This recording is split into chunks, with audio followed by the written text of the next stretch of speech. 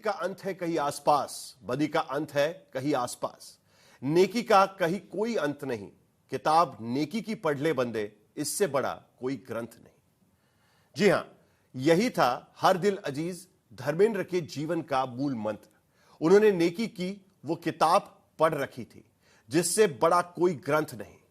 नमस्कार, मैं हूं साहिल जोशी और आज के दंगल में हम सियासी चर्चा नहीं करेंगे। आज हमारे देश और दुनिया भर के सिनेमा प्रेमियों के यादों में एक ऐसा सितारा चमक रहा है जो अब इस जमीन पर नहीं रहा।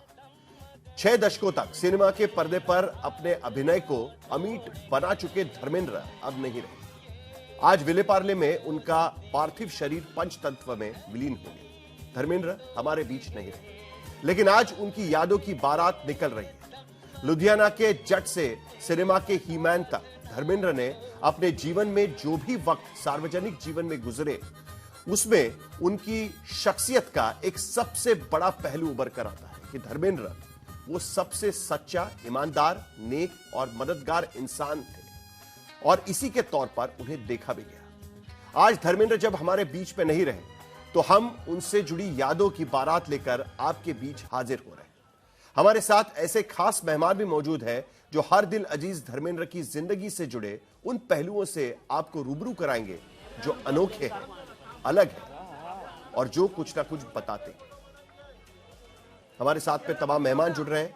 थोड़ी देर में हमारे साथ में अनिल शर्मा डायरेक्टर है और धर्मेंद्र के साथ उन्होंने अपने फिल्म बनाई थी तरन आदर्श, फिल्म क्रिटिक भी थोड़ी देर में हमारे साथ में जुड़ेंगे। लेकिन फिलहाल हमारे साथ में मुर्तजा अली खान है, फिल्म क्रिटिक, वो हमारे साथ जुड़ रहे हैं। प्रदीप सरदाना, फिल्म क्रिटिक, वो भी हमारे साथ जुड़ रहे हैं और राम किशोर पर्चा वो भी हमारे साथ जुड़ रहे हैं। हम बात करेंगे धर्मेंद्र को लेकर।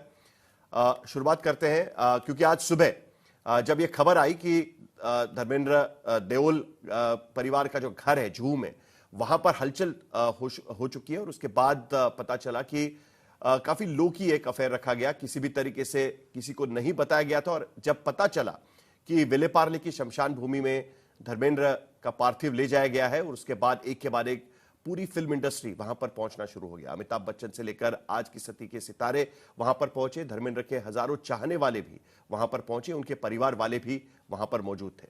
प्रदीप जी, काफी मुश्किल है यह समेटना। 306 फिल्में धर्मेंद्र ने की हुई है और उसमें कई तरीके की फिल्में देखने को मिलेगी। एक रोमांटिक हीरो के साथ साथ हीमैन के रूप में, और उसके बाद लाइफ इन मेट्रो के साथ जिस तरीके से उनका कमबैक रहा फिल्म इंडस्ट्री में, एक अलग तरीके की फिल्में वो करते रहे, उस किरदार में भी वो देखे गए।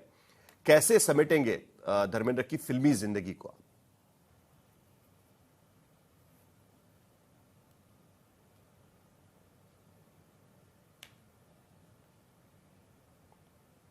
प्रदीप जी, आपको मेरी आवाज आ रही है? मुझे कह रहे हैं, अच्छा ठीक है।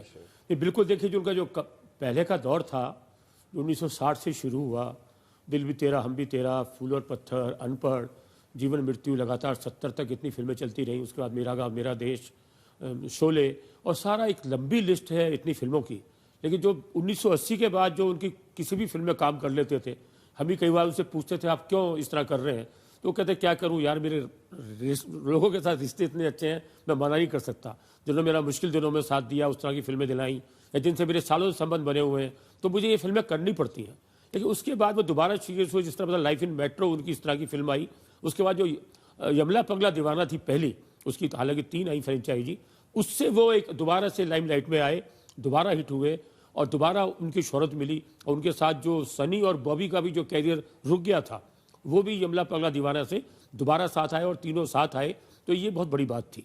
उसके बाद उन्होंने और फिल्में करते रहे। अपने जो फिल्म आई पहला इसका पार्ट, उससे उनका फिर एक दोबारा से एक इमोशनली जो फिल्म उनकी करते थे, भावनात्मक वाली फिल्म करते थे, वो उसके अंदर आया। स्पोर्ट्स फिल्म होते हुए भी जिस तरह एक उसके अंदर इमोशनल टच था, वो लोगों को बहुत पसंद आया। और साथ साथ देखा इन तीनों को तो वही बहुत पसंद आया। अब वो हालांकि अपने 2 बनाने की तैयारी चल रही थी, 2020 से इसका चल रहा था अपने 2 का। मेरी उनसे पहले बात होती थी, कहते बस अभी शुरू होने वाली है, अभी शुरू होने वाली है। फिर स्क्रिप्ट पे कुछ काम करने की बात करते थे, तो उसमें बड़ी इच्छा थी कि हम सब लोग साथ आएँ और जो सनी का बेटा है वो भी साथ आए किस तरह उसके अंदर।